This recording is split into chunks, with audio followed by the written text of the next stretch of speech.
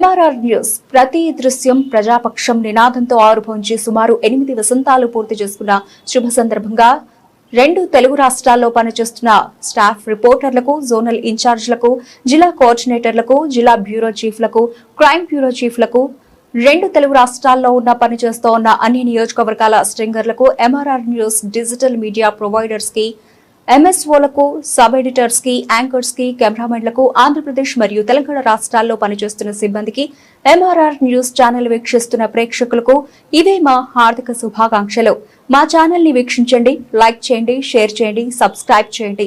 గ్రామీణ ప్రాంతం నుండి పట్టణాల వరకు ప్రతి సమస్యను అధికారుల దృష్టికి తీసుకెళ్లి సమస్య పరిష్కారానికి కృషి చేస్తూ ఉన్న ఎంఆర్ఆర్ న్యూస్ ప్రతి దృశ్యం ప్రజాపక్షం నినాదంతో ఆరంభమై నేటికి 8 వసంతాలకు చేరువలో ఉన్న ఎంఆర్ఆర్ న్యూస్ ఛానల్ అతి త్వరలో విశాఖపట్నం, విజయవాడ, గుంటూరు, చిత్తూరు, నెల్లూరు, శ్రీకాకుళం, కర్నూలు, పల్నాడు జిల్లా, విజయనగరం, బాపట్ల, నల్గొండ, హైదరాబాద్, నిర్మల్, ఆదిలాబాద్, సిద్దిపేట జిల్లాల్లో ప్రసారాలు టెలికాస్ట్ కానున్నాయని MRR news managing director M Raja తెలియజేశారు. బులెటిన్ ముగించే ముందు అందరికీ నమస్కారం. నేను కట్టావరిపాలెం సత్రపల్లి మాజీ మండల ప్రెసిడెంట్గా పనిచేశాను. ఎక్కువ రోజులు తెలుగుదేశంలో పనిచేసినటువంటి కార్యకర్తగా నాకు ఒక అభిప్రాయం ఉంది. ఎక్కువగా అందరికీ తెలిసినగా వాడిగా కూడా ఉండాలి. రాజకీయాలంటే సేవాభావం అనేది నేను నమ్ముతా. ఆ సేవాభావం ఈనాడు కన్నా లక్ష్మణ ద్వారా చూస్తూ ఉన్నాను. నేను చాలామంది ఎమ్మెల్యేలు చూశాను. నేను కూడా చాలామంది ఎమ్మెల్యేలతో పనిచేశాను, దగ్గరగా ఉండి గమనించాను. కానీ రాజకీయాలంటే సేవాభావం అనేది కన్నా లక్ష్మణ దగ్గర పరిపూర్ణంగా ఉందనేది నా విశ్వాసం, నమ్మకం. నా ఒక్కడికే కాదు, ఎక్కువ మంది జనానికి కూడా తెలుసు.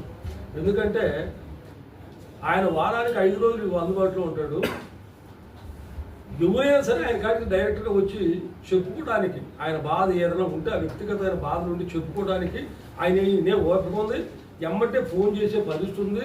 సమస్యకి పరిష్కారం కూడా కనుగొనేటువంటి పరిస్థితి ఉంది నాకున్నటువంటి అవగాహన మేరకు. అలాంటి శాసనసభ్యుడి మీద మరి ఈ రకమైనటువంటి దుష్ప్రచారాన్ని నేను పూర్తిగా ఖండిస్తూ ఉన్నా. ఎందుకంటే ఆయన ఎక్కడ కూడా ఎవరి దగ్గర కూడా ఎలాంటి తప్పు చేయట్లేదు కదా. ఎవరైనా ఏమైనా డబ్బులు ఇచ్చారా? ఎక్కడైనా ఏమైనా కాంట్రాక్టర్లు కానీ ఎక్కడికైనా నిధులు ఇచ్చారు కానీ ఎక్కడ డబ్బులు ఇచ్చారా? సాక్ష్యం ఎక్కడ చెప్పవచ్చు కదా. ఎక్కడ ప్రయోజనాలు పొందాలా ఏదో ఒక రకంగా అబోధ కల్పన చెప్పి ప్రయోజనం పొందనటువంటి కొంతమంది కొన్ని రకాలైనటువంటి శక్తులు దుష్ప్రచారం పూర్తిగా చేస్తూ ఉండాలని నా నమ్మకం. అలాంటి వాటిని పూర్తిగా ఖండిస్తూ ఉండా. ఎందుకంటే సోడా ఎమ్మెల్యే అంటే ఎవరున్నారు ఆ రోజుల్లో? మీ తండ్రి ఎమ్మెల్యేగా నా టైంలో గెలిచాడు. నేను మండల పార్టీ ప్రెసిడెంట్గా ఉన్నాను. 3600 మెజార్టీతో మండలం వచ్చింది. ఎంతో కష్టకాలంలో పనిచేసాం. ఎక్కడైనా సరే ఏదైనా నువ్వు ఒక పద్ధతి ప్రకారంగా ఎవరేం పనిచేశారు ఎదురేంటో ఉందా? మీరు చెప్పుడు మాట తినడానికి ఎక్కువ అలవాటు పడేటువంటి వ్యక్తులుగా నేను చూసా. అయితే మీరు చేసినటువంటి పరిస్థితులు నేను ప్రత్యేకంగా చెప్పాల్సిన అవసరం లే. ఎందుకంటే ప్రజలే చెప్పుకుంటారు. ఆనాడు మీరు చేసినటువంటి వ్యవహార శైలి, మీరు చేసినటువంటి నియంత్రిత పోకడలు, మీరు చేసినటువంటి రాజరికమైనటువంటి ప్రజాస్వామ్యం, మీరు ప్రజాస్వామ్యహితంగా మీరు ఎక్కడైనా సరే శాసనసభ్యుడి దగ్గర అందుబాటులో ఉండి అందరికీ కార్యకర్తలకి ఎక్కడైనా సరే గౌరవం ఇచ్చావా? పెద్దరిక వయసులో మర్యాద ఇచ్చావా? ఎక్కడైనా సామాజిక పరంగా మర్యాద ఇచ్చావా? ఎక్కడ ఎవరికైనా ఏ పద్ధతిలోనైనా సరే మీ దగ్గర ఆ గౌరవం నేను చూసినట్టుగా నేను భావించాలా. నేను ఇక్కడ ఆ నిందారోపణ చేయదలుచుకోవాలా. వాస్తవాలకు దగ్గరగా ఉండాలా. మారాల మనిషి. ఎప్పుడు జీవితంలో ఒక రకం పొద్దున్నే పొద్దు పొడిచినప్పుడు తూర్పును ఉదయిస్తాడు. ఆ టైంలో సూర్యుడు ఒక రకంగా ఉంటాడు, ఆ తర్వాత మరొక రకంగా ఉంటాడు, ఆ తర్వాత మరొక రకంగా ఉంటాడు. మానవ జీవితం కూడా అదే నేను నమ్ముతా. ఎందుకంటే మానవుడు తెలుసో తెలియకో ఎక్కడో సరే ఒక పొరపాట్లు చేస్తూ ఉంటాం. కానీ ఆ పొరపాట్లు సరిచేసుకోవడానికి మానవుడు ప్రయత్నం చేసినప్పుడే అతను ముందుకు వస్తాడని నా నమ్మకం. అలాంటి పొరపాట్లు సరిచేసుకోవడంలో నువ్వు పూర్తిగా విఫలం చెందావని నా ఉద్దేశం. ఎందుకంటే మీరు ఎక్కడా మారినట్టుగా నటించడంలా. ప్రజాస్వామ్యం అంటే ఏంటి? వాళ్ళ ప్రజాస్వామ్యంగా తెలుగుదేశానికి కొన్ని పద్ధతులు ఉన్నాయి, తెలుగుదేశానికి కొన్ని విధానాలు ఉన్నాయి. ఆ లైన్లో నడవాలా, ఆ పద్ధతుల్లో నడవాలా. పార్టీకి లైన్లో నడిచినటువంటి వాడే నిజమైనటువంటి కార్యకర్త. పార్టీ లైన్ దాటి మాట్లాడేటువంటి వాడు కార్యకర్త కాదు. నేను ఆ రకంగా భావించను. పార్టీ ఇవాళ ఎమ్మెల్యే ఉన్నాడు, లేదు ఇంకా పెద్దలు ఉంటారు.